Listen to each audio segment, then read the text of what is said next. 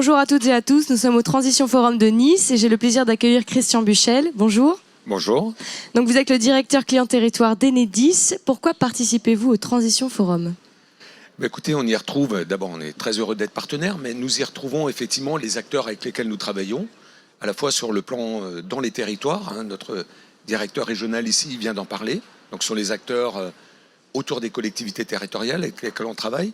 Mais pour moi, c'est très, très important au niveau du directoire de l'entreprise de voir ces acteurs dans leur mouvement au plan national, au plan européen, pour beaucoup d'entre eux, puisque nous sommes aussi très actifs au niveau européen, notamment quelles sont les règles de jeu dont nous avons besoin pour accélérer cette transition écologique.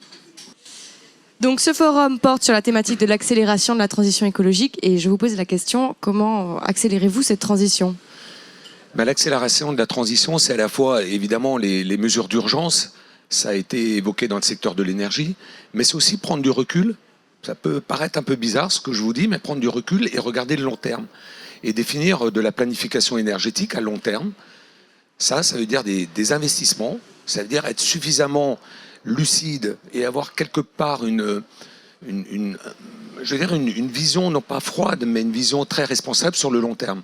Enedis, nous venons d'annoncer, là, il y a 2 jours, qu'à l'horizon 2040, nous allons investir 96 milliards d'euros dans les infrastructures de réseau qui deviennent la colonne vertébrale de la transition écologique, parce qu'à la fois, elle intègre, c'est un réseau de collecte, finalement, des énergies décarbonées, renouvelables, solaires, éoliens, mais aussi, on en parle moins, de la cogénération, la chaleur qui est connectée au réseau. Donc ces investissements sont considérables et c'est de la responsabilité à la fois pour nous de traiter de l'urgence et de préparer l'avenir pour rendre cette transformation beaucoup plus profonde et plus sociétale, peut-être aussi sociétale que technologique. Et donc vous êtes intervenu sur la thématique des territoires, concernant les territoires. Sont-ils effectivement au cœur de la transition ? Oui, je crois, monsieur le maire Estrosi qui était à côté, on a longuement parlé. Oui, je crois que l'action, elle se joue dans les territoires. Mais je suis de ceux qui pensent que ce n'est pas suffisant si on n'aligne pas ces actions dans les territoires, dans une stratégie industrielle, politique, osons le mot, nationale, européenne.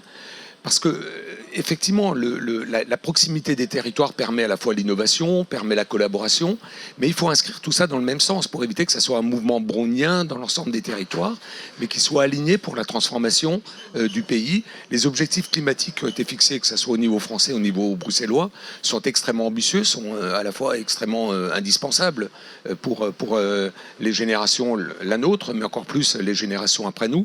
Et donc les politiques locales et des territoires, l'enjeu, c'est bien de les aligner et d'en faire un levier de transformation au plan beaucoup plus global. Et ça a été évoqué à la table ronde, puisque vous m'interrogez sur la table ronde.